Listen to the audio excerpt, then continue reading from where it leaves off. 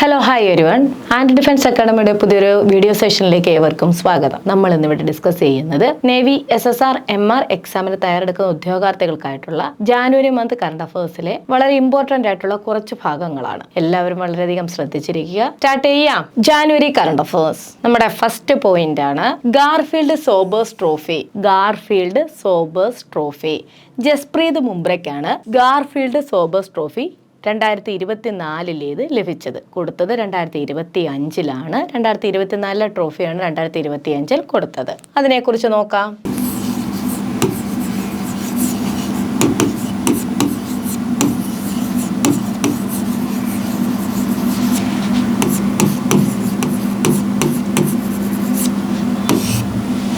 ICC men's cricketer of the year പുരസ്കാരത്തിന് അർഹനായിട്ടുള്ള വ്യക്തിക്കാണ് നമ്മൾ Garfield Sobers trophy നൽകുന്നത്. അന്നേരം ഏത് മേഖലയുമായി ബന്ധപ്പെട്ടതാണ് ഗാർഫീൽഡ് സോബേഴ്സ് ട്രോഫി എന്ന് വെച്ചാൽ ഏതാണ് കുട്ടികളെ? ക്രിക്കറ്റുമായി ബന്ധപ്പെട്ടതാണ്. ജസ്പ്രീത് ബുംറ എന്ന് കേട്ടപ്പോഴേ നിങ്ങൾക്കറിയാം ഇത് ക്രിക്കറ്റുമായി ബന്ധപ്പെട്ട ട്രോഫിയാണ് ഗാർഫീൽഡ് സോബേഴ്സ് ട്രോഫി എന്ന് പറയുന്നത്. Garfield Sobers trophy former West Indies ക്യാപ്റ്റനായിരുന്ന സർ ഗാർഫീൽഡ് സോബേഴ്സിന്റെ പേരിൽ നൽകുന്ന ട്രോഫിയാണ് ഗാർഫീൽഡ് സോബർ ട്രോഫി എന്ന പേരിൽ അറിയപ്പെടുന്നത്. 2004 ഈ ട്രോഫി ആദ്യമായി കൊടുത്തു തുടങ്ങിയത്. അന്ന് ഇത് നേടിയതെന്ന് വെച്ചാൽ ആരാണ്? നമ്മുടെ ഇന്ത്യൻ താരമായിട്ടുള്ള രാഹുൽ ദ്രാവിഡാണ് ലഭിച്ചത് കേട്ടോ. രാഹുൽ ദ്രാവിഡിനാണ് 2024 ആദ്യമായി ഗാർഫീൽഡ് സോബേഴ്സ് ട്രോഫി നേടിയത്. അപ്പം ഒന്നുകൂടെ നമ്മൾ പറയുന്നു, ഗാർഫീൽഡ് സോബേഴ്സ് ട്രോഫി ക്രിക്കറ്റുമായി ബന്ധപ്പെട്ട ട്രോഫിയാണ് ഗാർഫീൽഡ് സോബേഴ്സ് ട്രോഫി എന്ന് പറയുന്നത്. മുൻ വെസ്റ്റ് ഇൻഡീസ് ക്യാപ്റ്റൻ ആയിട്ടുള്ള സർ ഗാർഫീൽഡ് സോബേഴ്സിന്റെ പേരിൽ നൽകുന്ന പുരസ്കാരമാണിത്. ICC men cricketer of the year പുരസ്കാരത്തിന് അർഹനായിട്ടുള്ള വ്യക്തിക്ക് നൽകുന്ന പുരസ്കാരമാണ് ഗാർഫീൽഡ് സോബേഴ്സ് ട്രോഫി എന്ന് പറയുന്നത്. 2024 ഈ പുരസ്കാരത്തിന് അർഹനായത് ജസ്പ്രീത് ബുംറ ആയിരുന്നു. അദ്ദേഹത്തിനാണ് 2025 ഈ ഒരു പുരസ്കാരം നൽകിയത്. 2004 ഈ പുരസ്കാരം കൊടുത്തു തുടങ്ങിയത്. രാഹുൽ ദ്രാവിഡ് ആയിരുന്നു ഈ ഒരു പുരസ്കാരം ആദ്യമായി നേടിയത്. നമ്മുടെ ഫസ്റ്റ് പോയിന്റ് ആയിട്ടുള്ള ഗാർഫീൽഡ് സോബേഴ്സ് ട്രോഫി എന്ന് പറയുന്ന ആ ഒരു പോയിന്റിനെ കുറിച്ചുള്ള കാര്യങ്ങളെല്ലാം നിങ്ങൾക്ക് വ്യക്തമായെന്ന് വിശ്വസിക്കുന്നു. നമുക്ക് അടുത്തതിലേക്ക് പോകാം. Best tableau Uttar Pradesh republic day. നമ്മുടെ റിപ്പബ്ലിക് ഡേയുമായി ബന്ധപ്പെട്ടിട്ടാണ് രണ്ടാമത്തെ പോയിന്റ് നിൽക്കുന്നത്. ഏതാണ് ഏറ്റവും ബെസ്റ്റ് ടാബ്ല്യൂ ആയിട്ട് തിരഞ്ഞെടുത്തത്? ഏതാണ്? ഉത്തർപ്രദേശിന്റെ ടാബ്ല്യൂ ആയിരുന്നു റിപ്പബ്ലിക് ഡേയിൽ.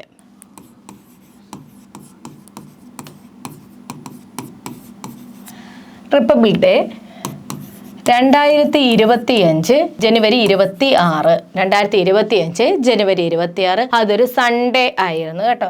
ഏത് ദിവസമാണ്? സൺഡേ. ചിലപ്പോൾ ചോദിച്ചേക്കാം എക്സാമിന് ഏത് ദിവസമായിരുന്നു 2025 ജനുവരി 26 നമ്മുടെ റിപ്പബ്ലിക് ഡേ എന്ന് ചോദിക്കാം. സൺഡേ ആയിരുന്നു. 76ാമത് റിപ്പബ്ലിക് ഡേ ആണിത് കേട്ടോ. 76th കഴിഞ്ഞ ഈ എക്സാമിന് ചോദിച്ചിട്ടുള്ള ചോദ്യമായിരുന്നു. നമുക്ക് റിപ്പബ്ലിക് ഡേയുടെ ആ ഒരു ദിവസം തന്നു, വർഷവും തന്നു, അത് എത്രാമത്തെ റിപ്പബ്ലിക് ഡേ ആണെന്ന് ചോദിച്ചിട്ടുണ്ടായിരുന്നു കേട്ടോ. അതുകൊണ്ടാണ് അത് എടുത്തു പറഞ്ഞത്. 2025 ജനുവരി 26 സൺഡേ ആയിരുന്നു.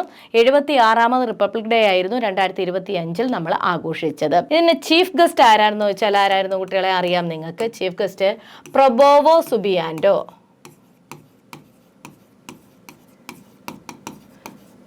നമ്മുടെ ഇന്തോനേഷ്യൻ പ്രസിഡന്റ് ആണ് ആര്? പ്രബോവോ സുബിയാൻഡോ.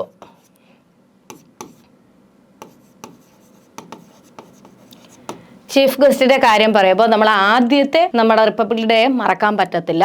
1950 ജനുവരി 26 നമ്മുടെ ആദ്യത്തെ റിപ്പബ്ലിക് ഡേ.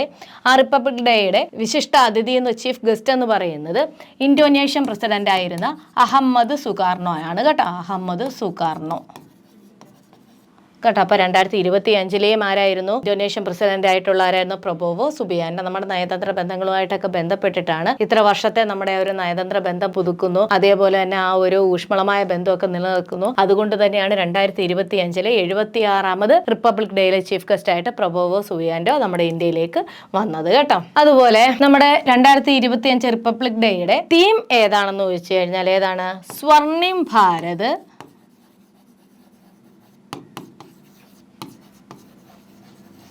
വിരാസത് ഓർ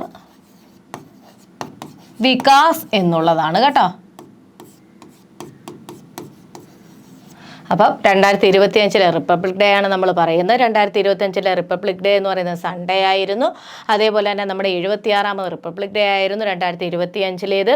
നമ്മുടെ ചീഫ് ഗസ്റ്റ് എന്ന് പറയുന്നത് ആ സമയത്ത് ആരായിരുന്നു? പ്രൊബോവോ സുബിയാൻഡോ, നമ്മുടെ ഇന്തോനേഷ്യൻ പ്രസിഡന്റ് ആയിരുന്നു. നമ്മുടെ ആദ്യത്തെ റിപ്പബ്ലിക് ഡേ 1950 ജനുവരി 26 ആയിരുന്നു. അന്നത്തെ നമ്മുടെ ചീഫ് ഗസ്റ്റ് എന്ന് പറയുന്നത് ഇന്തോനേഷ്യയിലെ അന്നത്തെ പ്രസിഡന്റ് ആയിട്ടിരുന്ന അഹമ്മദ് സുകാർണോ ആണ്. സ്വർണിം ഭാരത് വിരാസത് ഓർ വികാസ് എന്നുള്ളതായിരുന്നു നമ്മുടെ 2025 റിപ്പബ്ലിക് ഡേയുടെ തീം എന്ന് പറയുന്നത് കേട്ടോ. അതുപോലെ തന്നെ എന്താണ് നമ്മൾ പറഞ്ഞു, ഫസ്റ്റ് പ്രൈസ് ഏത് ടാബ്ലോയ്ക്കായിരുന്നു? ഉത്തർപ്രദേശിലെ ടാബ്ലോ ആയിരുന്നു. ആ ടാബ്ലോയുടെ പേരായിരുന്നു മഹാകുംഫ് 2025 സ്വർണിം ഭാരത് വിരാസത് ഓർ വികാസ് എന്നത്. അപ്പം 2025 റിപ്പബ്ലിക് ഡേയിലെ ഏറ്റവും ബെസ്റ്റ് ടാബ്ലോ ആയിട്ട് തെരഞ്ഞെടുത്തത് ഉത്തർപ്രദേശിലെ ടാബ്ലോ ആയിരുന്നു. അതിന്റെ പേരാണ് മഹാകുംഫ് 2025 സ്വർണിം ഭാരത് വിരാസത് ഓർ വികാസ് എന്നുള്ളത്. ഇപ്പൊ 2ാം സ്ഥാനം ആർക്കാന്ന് വെച്ച് കഴിഞ്ഞാൽ ആർക്കായിരുന്നു കുട്ടികളെ? ത്രിപുരയ്ക്കായിരുന്നു 2ാം സ്ഥാനം. 2ാം സ്ഥാനം അവരുടെ ആ ഒരു ടാബ്ലോന്റെ പേരാണ് എറ്റേണൽ റെവറൻസ് എന്ന് പറയുന്നത് കേട്ടോ. അവരുടെ ഓൾമൈറ്റി, അവരുടെ ദൈവമുണ്ടല്ലോ, അവരുടെ ദൈവങ്ങളുടെ എല്ലാം കൂടെ വെച്ചിട്ടുള്ള ഒരു ടാബ്ലോ ആയിരുന്നു അവർ ചെയ്തത്. എവിടുത്തെയാണ്? ത്രിപുരയിലെ ടാബ്ലോ ആയിരുന്നു 2ാമത്തെ സ്ഥാനം കിട്ടിയത്. 3ാം സ്ഥാനം ലഭിച്ചത് ആന്ധ്രാപ്രദേശിനാണ്. ആന്ധ്രാപ്രദേശിനായിരുന്നു 3ാം സ്ഥാനം ലഭിച്ചത്. എറ്റിക്കോ പാക്ക ബൊമ്മാലു എന്നായിരുന്നു അവരുടെ ടാബ്ലോവിൻ്റെ പേര്. ഇതെന്ന് വെച്ചാൽ ഇക്കോ ഫ്രണ്ട്ലി വുഡൻ ടോയ്സ് ആണ്.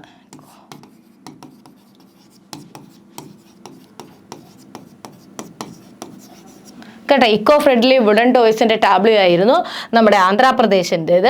അതിന്റെ പേരാണ് എറ്റിക്കോപ്പാക്ക ബൊമ്മാലു എന്നുള്ളത് കേട്ടോ. അപ്പൊ നമ്മൾ പറഞ്ഞത് 2025 റിപ്പബ്ലിക് ഡേയുമായി ബന്ധപ്പെട്ടിട്ടുള്ള ടാബ്ലോ തെരഞ്ഞെടുത്തത് ഉത്തർപ്രദേശിന്റെ മഹാകുംഫ് 2025 സ്വർണിം ഭാരത് വിരാസത് ഓർ വികാസ് എന്നുള്ളതിനായിരുന്നു. 2ാം സ്ഥാനം ലഭിച്ചത് ത്രിപുരയുടെ എറ്റേണൽ റെവറൻസ് എന്ന് പറയുന്ന ടാബ്ലോനാണ്. 3ാം സ്ഥാനം ലഭിച്ചത് ആന്ധ്രയുടെ എറ്റിക്കോപ്പാക്ക ബൊമ്മാലു എന്ന് പറയുന്ന ഇക്കോ ഫ്രണ്ട്ലി വുഡൻ ടോയ്സിന്റെ ഒരു ടാബ്ലോനായിരുന്നു. ഇത്രയും നിങ്ങൾക്ക് ക്ലിയർ ആയെന്ന് വിശ്വസിക്കുന്നു. സെൻട്രൽ മിനിസ്റ്റർ ഡിപ്പാർട്ട്മെന്റിന്റെ ബെസ്റ്റ് ടാബ്ലോ ആയിട്ട് തെരഞ്ഞെടുത്തത്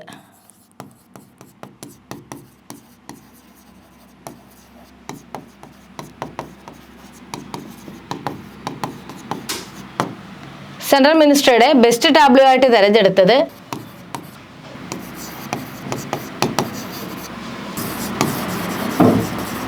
ജൻചതിയ ഗൗരവ് എന്ന് പറയുന്ന ടാബ്ലോനാണ് കേട്ടോ. ജൻചതിയ ഗൗരവ് വർഷ് എന്ന് പറയുന്ന ടാബ്ലോനാണ് കേട്ടോ. ഇത് ഏതാണ്? മിനിസ്ട്രി ഓഫ് ട്രൈബൽ അഫയേഴ്സിന്റെ ആണ് കേട്ടോ. മിനിസ്ട്രി ഓഫ് ട്രൈബൽ അഫയേഴ്സിന്റെ ജൻചതിയ ഗൗരവ് വർഷ് എന്നുള്ളതാണ് കേട്ടോ.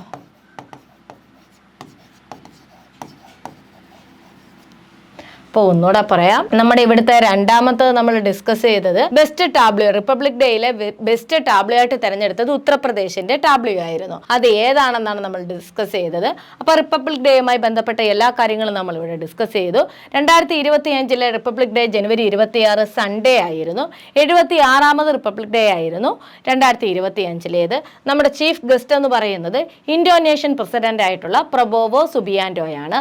അതുപോലെ തന്നെ നമ്മുടെ ആദ്യത്തെ റിപ്പബ്ലിക് ഡേ 1950 ജനുവരി 26 അതിന്റെ ചീഫ് ഗസ്റ്റുമാരായിരുന്നു ഇന്തോനേഷ്യയിലെ പ്രസിഡന്റ് ആയിട്ടുള്ള അഹമ്മദ് സുകാർണോ ആയിരുന്നു. അതുപോലെ തന്നെ 2025 റിപ്പബ്ലിക് ഡേയിലെ ആപ്തവാക്യം അല്ലെങ്കിൽ അതിന്റെ തീം എന്ന് പറയുന്നത് ഏതായിരുന്നു? സ്വർണിം ഭാരത് വിരാസത് ഓർ വികാസ് എന്നുള്ളതാണ്. അപ്പൊ 2025 ബെസ്റ്റ് ടാബ്ലോ ആയിട്ട് 1ാം സ്ഥാനത്തേക്ക് തെരഞ്ഞെടുത്തത് ഉത്തർപ്രദേശിന്റെ മഹാകുംഫ് 2025 സ്വർണിം ഭാരത് വിരാസത് ഓർ വികാസ് എന്നുള്ള ടാബ്ലോ ആയിരുന്നു.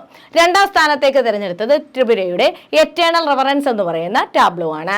3ാമത്തെ ടാബ്ലോ ആയിട്ട് തെരഞ്ഞെടുത്തത് ആന്ധ്രാപ്രദേശിന്റെ എത്തിക്കോപ്പാക്ക ബൊമ്മാലു എന്ന് പറയുന്ന ഇക്കോ ഫ്രണ്ട്ലി വുഡൻ ടോയ്സിന്റെ ടാബ്ലോ ആയിരുന്നു. അതുപോലെ തന്നെ മിനിസ്ട്രി പരമായിട്ട് നമ്മുടെ best tableau of central ministry ആയിട്ട് തെരഞ്ഞെടുത്തത് ജൻചതിയ ഗൗരവ് വർഷ് എന്ന സെൻട്രൽ ട്രൈബൽ അഫയേഴ്സിന്റെ ടാബ്ലോ ആണ്. ഓക്കെ ആണോ? ക്ലിയർ ആണോ? അപ്പൊ 2ാമത്തെ പോയിന്റ് നമ്മൾ ഡിസ്കസ് ചെയ്തു. നിങ്ങൾക്ക് ഡൗട്ട് ഏതുമില്ലെന്ന് വിശ്വസിക്കുന്നു. അടുത്ത പോയിന്റിലേക്ക് പോകാം. അടുത്ത പോയിന്റ് പോയിന്റ് ആണ് അയർലൻഡ് പ്രൈം മിനിസ്റ്റർ ആരാണെന്നുള്ളത്. ഇപ്പോഴത്തെ പുതിയ അയർലൻഡ് പ്രൈം മിനിസ്റ്ററിനെ തെരഞ്ഞെടുത്തു. അദ്ദേഹത്തിന്റെ പേരാണ് മിഖായൽ മാർട്ടിൻ അല്ലെങ്കിൽ മൈക്കൽ മാർട്ടിൻ എന്നോ ഒക്കെ നിങ്ങളുടെ സൗകര്യം പോലെ നിങ്ങൾക്ക് ഉച്ചരിക്കാം. മൈക്കൽ മാർട്ടിൻ അല്ലെങ്കിൽ മിഖായൽ മാർട്ടിൻ എന്നാണ്. അയർലൻഡിന്റെ തലസ്ഥാനം ഏതാണ് കുട്ടികളെ? അയർലൻഡിന്റെ തലസ്ഥാനമാണ് ഡബ്ലിൻ. അപ്പൊ അയർലൻഡ് പുതിയ പ്രൈം മിനിസ്റ്റർ ആരാന്ന് ചോദിക്കാം. ആരാണ്? മൈക്കൽ മാർട്ടിൻ അല്ലെങ്കിൽ മിഖായൽ മാർട്ടിൻ. നിങ്ങളുടെ സൗകര്യം പോലെ നിങ്ങൾ ഉച്ചരിച്ചു. അടുത്തതാണ് കുട്ടികളെ ISRO SpaDeX mission. SpaDeX mission എന്ന് പറയുന്ന ISROയുടെ ഒരു ടിൻ സാറ്റലൈറ്റ് മിഷൻ ആണ് ഏത്? സ്പാഡെക്സ് എന്ന് പറയുന്നത്. അപ്പൊ നമുക്ക് അതിനെ കുറിച്ച് നോക്കാം. അടുത്തതാണ് കുട്ടികളെ സ്പാഡെക്സ് മിഷൻ. സ്പാഡെക്സ് മിഷൻ ആരുമായിട്ട് ബന്ധപ്പെട്ടിരിക്കുന്നു കുട്ടികളെ? ISRO ആയിട്ട് ബന്ധപ്പെട്ടിരിക്കും. ഇന്ത്യൻ സ്പേസ് റിസർച്ച് ഓർഗനൈസേഷനുമായി ബന്ധപ്പെട്ടതാണ് സ്പാഡെക്സ് മിഷൻ. സ്പാഡെക്സ് മിഷൻ എന്ന് വെച്ച് കഴിഞ്ഞാൽ എന്താണ്? സ്പേസ് ഡോക്കിംഗ് എക്സ്പെരിമെന്റ് ആണ് കേട്ടോ. സ്പേസ് ഡോക്കിംഗ് എക്സ്പെരിമെന്റിനെയാണ് സ്പാഡെക്സ് എന്ന് പറയുന്നത് കേട്ടോ. സ്പേസ് സ്പായ് എന്ന് പറയുന്നത് സ്പേസിന്റെ ആണ്. ഡോക്കിംഗ് എന്ന് പറയുന്നതിൻ്റെയാണ് ഡി എന്ന് പറയുന്നത്. എക്സ്പെരിമെന്റിനെയാണ് EX എന്ന് പറയുന്നത് കേട്ടോ. സ്പേസ് ഡോക്കിംഗ് എക്സ്പെരിമെന്റ് ആണ് സ്പാഡെക്സ് എന്ന് പറയുന്നത്. ISROയുടെ ഒരു ടിൻ സാറ്റലൈറ്റ് മിഷനാണ് സ്പാഡെക്സ് എന്ന് പറയുന്നത്. ഇത് ലോഞ്ച് ചെയ്തത് 2024 ഡിസംബർ 30-നാണ് കേട്ടോ. 2024 ഡിസംബർ 30-നാണ് ISRO സ്പാഡെക്സ് മിഷൻ ലോഞ്ച് ചെയ്തത്. അതിന് ഏത് വെഹിക്കിളാന്ന് വെച്ചാൽ ഏതാണ്?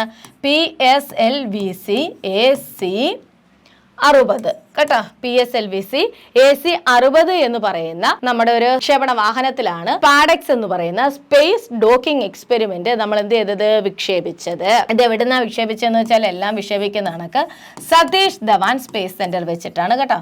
സതീഷ് ധവാൻ സ്പേസ് സെന്ററിൽ വെച്ചിട്ടാണ് സ്പാഡെക്സ് നമ്മൾ എന്ത് ചെയ്തത്? വിക്ഷേപിച്ചത്. ഓക്കെ ആണോ? അപ്പൊ ഇന്ത്യയുടെ ഈ ഒരു നേട്ടം കൈവരിക്കുന്ന 5ാമത്തെ രാജ്യമാണ് ഇന്ത്യ കേട്ടോ. സ്പേസ് ഡോക്കിംഗ് എക്സ്പെരിമെന്റ് എന്ന് പറയുന്ന നേട്ടം കൈവരിക്കുന്ന 5ാമത്തെ രാജ്യമാണ് ഇന്ത്യ. ഇതിനു മുമ്പ് ഏതൊക്കെയാണ്? USA, റഷ്യ, ചൈന, ജപ്പാൻ എന്നീ രാജ്യങ്ങളും യൂറോപ്യൻ സ്പേസ് ഏജൻസിയുമാണ് സ്പേസ് ഡോക്കിംഗ് എക്സ്പെരിമെന്റ് വിക്ഷേപിച്ചത് കേട്ടോ. അപ്പം സ്പേസ് ഡോക്കിംഗ് എക്സ്പെരിമെന്റ് ആയിട്ടുള്ള സ്പാഡെക്സ് മിഷനെ കുറിച്ചാണ് നമ്മൾ അടുത്ത് ഡിസ്കസ് ചെയ്തത്. സ്പാഡെക്സ് മിഷൻ എന്തുമായി ബന്ധപ്പെട്ടിരിക്കുന്നു? ISROയുമായി ബന്ധപ്പെട്ടിരിക്കുന്നു. ഇത് നമ്മുടെ twin experiment, twin satellite experiment ആണ് കേട്ടോ. ട്വിൻ സാറ്റലൈറ്റ് എക്സ്പെരിമെന്റ് ആണ്, സാറ്റലൈറ്റ് മിഷൻ ആണ് കേട്ടോ. റോക്കറ്റിൽ തന്നെ ഇരട്ട ഉപഗ്രഹങ്ങളെ പറഞ്ഞു വിടത്തില്ലേ? അതേപോലുള്ള ഒരു എക്സ്പെരിമെന്റ് ആണ് ഇത് സ്പാഡെക്സ് എന്ന് പറയുന്നത്. ISROയുടെയാണ് സ്പാഡെക്സ് എക്സ്പെരിമെന്റ് എന്ന് പറയുന്നത്. സ്പാഡെക്സിന്റെ ഫുൾ ഫോം എന്ന് പറയുന്നത് സ്പേസ് ഡോക്കിംഗ് എക്സ്പെരിമെന്റ് എന്നാണ്. ഇതൊരു ടിൻ സാറ്റലൈറ്റ് മിഷൻ ആണ്. 2024 ഡിസംബർ 30-നാണ് നമ്മുടെ സ്പാഡെക്സ് നമ്മൾ ഇന്ത്യ വിക്ഷേപിച്ചത്. വിക്ഷേപിക്കപ്പെട്ട വാഹനം PSLV-C AC-60 എന്നുള്ള വാഹനത്തിലാണ്. സതീഷ് ധവാൻ സ്പേസ് സെന്ററിലാണ് നമ്മൾ ഈ ഒരു വിക്ഷേപണം ചെയ്ത്. ഈ ഒരു നേട്ടം കൈവരിക്കുന്ന 5ാമത്തെ രാജ്യമാണ് ഇന്ത്യ. അതിനു മുമ്പ് രാജ്യങ്ങളുണ്ട്? USA, റഷ്യ, ചൈന, ജപ്പാൻ തുടങ്ങിയ രാജ്യങ്ങളും യൂറോപ്യൻ സ്പേസ് ഏജൻസിയുമാണ് ഇതിനു മുമ്പ് ഈ ഒരു നേട്ടം കൈവരിച്ചത്. ഓക്കെ ആണേ? ക്ലിയർ ആണേ? നമ്മുടെ 4ാമത്തെ പോയിന്റ് നമ്മൾ ഡിസ്കസ് ചെയ്തു. ഡൗട്ട് ഏതുമില്ലെന്ന് വിശ്വസിച്ചുകൊണ്ട് നമുക്ക് അടുത്ത പോയിന്റിലേക്ക് പോകാം. അടുത്തതാണ് കുട്ടികളെ 38th നാഷണൽ ഗെയിംസ് ഉത്തരാഖണ്ഡിൽ വെച്ച് നടന്ന 38ാമത് നാഷണൽ ഗെയിംസ്, ദേശീയ ഗെയിംസിനെ കുറിച്ചാണ് പറയുന്നത്.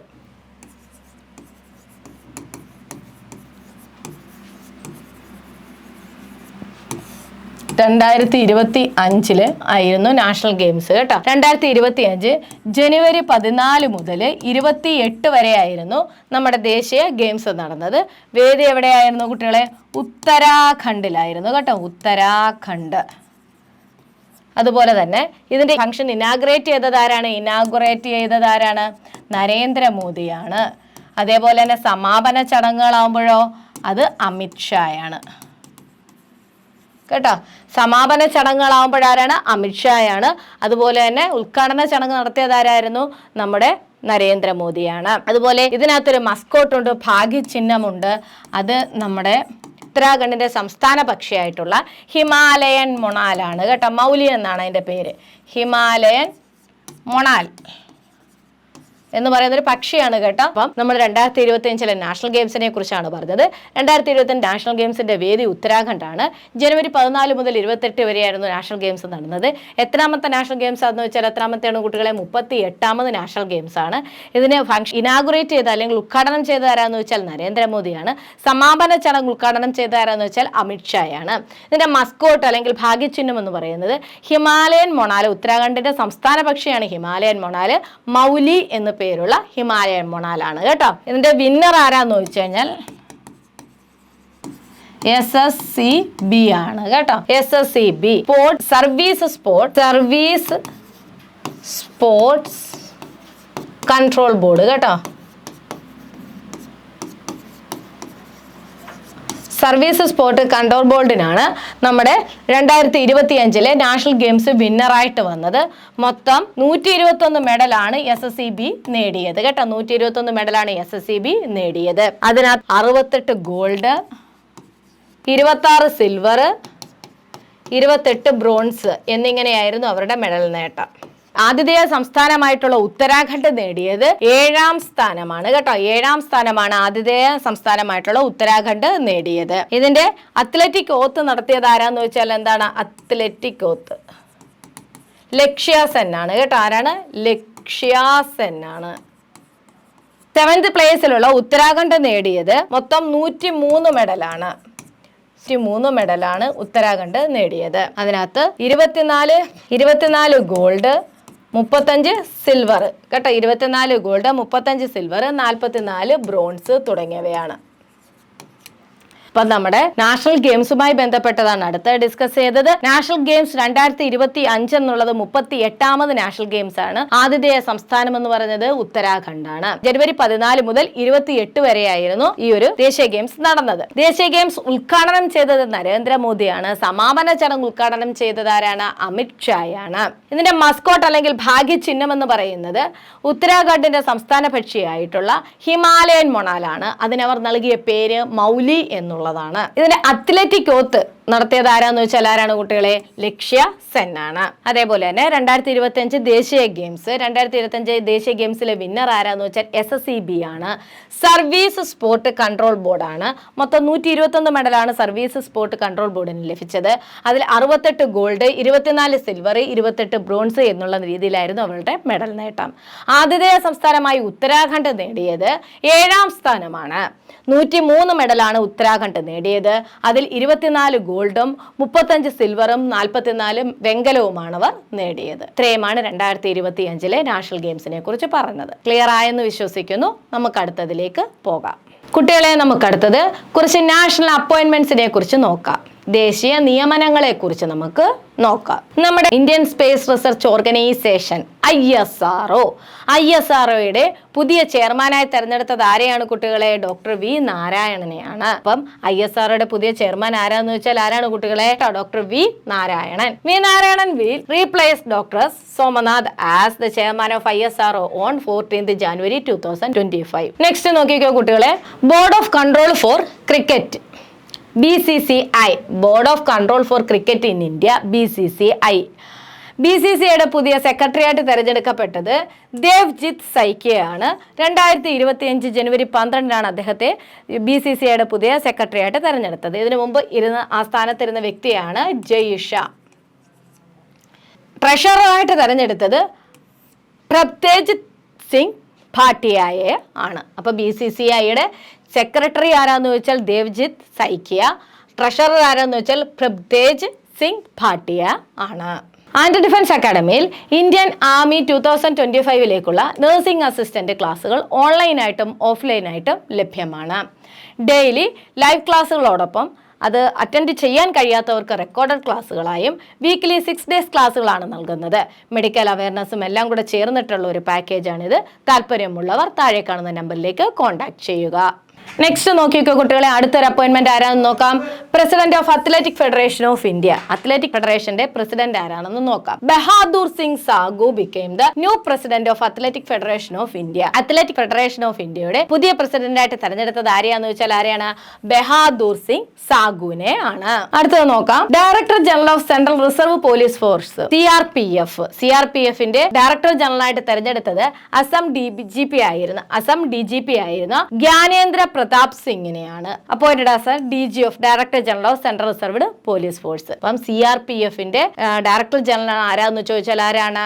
ജ്ഞാനേന്ദ്ര പ്രതാപ് സിംഗ് ആണ്. നെക്സ്റ്റ് നോക്കിക്കോ കുട്ടികളെ, directorate general of civil aviation DGCAയുടെ ഡയറക്ടർ ജനറൽ ആയിട്ട് തെരഞ്ഞെടുക്കപ്പെട്ടത് ഫയീസ് അഹമ്മദ് കിദ്വായി ആണ് കേട്ടോ. കിദ്വായി ഏവിയേഷൻ അങ്ങനെ ഓർത്ത് വെച്ച് പഠിക്കുക. ഏവിയേഷൻ കിദ്വായി ഏവിയേഷൻ അങ്ങനെ ഓർത്ത് വെച്ച് പഠിക്കുക.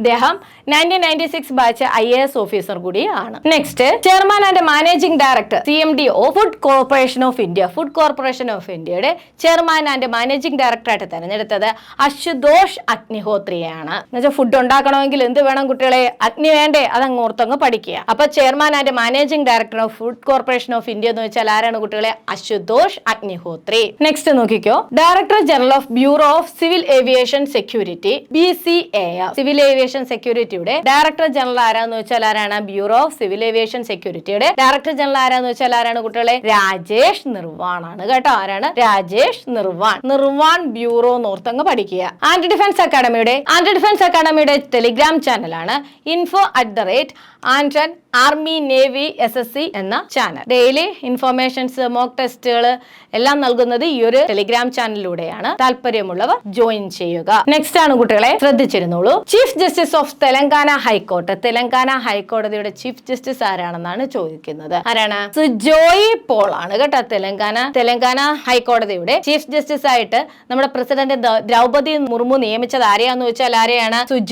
ജസ്റ്റിസ് സുജോയി പോളിനെയാണ് കേട്ടോ. സുജോയി പോളിനെയാണ്. തെലങ്കാന എന്ന് പറയുമ്പോൾ ടെലിഫോൺ ഓർക്കുക. ടെലിഫോണിൽ സംസാരിക്കുമ്പോൾ നമുക്ക് സന്തോഷം വരത്തില്ല, ജോയി ആവത്തില്ലയോ? അത് ഓർത്തങ്ങ് പഠിക്കുക കേട്ടോ. തെലങ്കാന ഹൈക്കോടതിയുടെ ചീഫ് ജസ്റ്റിസ് ആരാന്ന് വെച്ചാൽ ആരാണ്? സുജോയി പോൾ. ആരാണ് ഹൈക്കോടതി ചീഫ് ജസ്റ്റിസിനെ നിയമിക്കുന്നത്? ആരാന്ന് വെച്ചാൽ ആരാണ്? നമ്മുടെ പ്രസിഡന്റ് ഓഫ് ഇന്ത്യ ആണ്. ദ്രൗപദി മുർമു ആണ് ഇദ്ദേഹത്തെ നിയമിച്ചത്.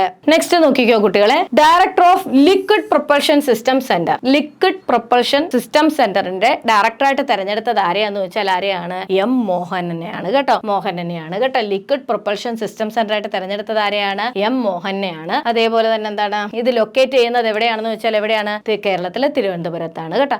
ലിക്വിഡ് പ്രൊപ്പൽഷൻ സിസ്റ്റം സെന്ററിന്റെ ഡയറക്ടറായിട്ട് തെരഞ്ഞെടുക്കപ്പെട്ടത് M മോഹനനാണ്. ഇതിന്റെ ആസ്ഥാനം എവിടാന്ന് വെച്ചാൽ തിരുവനന്തപുരമാണ്. Next, chief justice of Bombay ഹൈക്കോടതിയുടെ ചീഫ് ജസ്റ്റിസ് ആയിട്ട് തെരഞ്ഞെടുക്കപ്പെട്ടത് ആരെയാണ്? അലോക് ആരാധ്യ. ബോംബെ പോയാൽ ലോക്ക് ആവുമെന്ന് ഓർത്തങ്ങ് പഠിക്കുക. അപ്പൊ എന്താണ്? ബോംബെ ഹൈക്കോടതിയുടെ ചീഫ് ജസ്റ്റിസ് ആരാന്ന് വെച്ചാൽ ആരാണ്?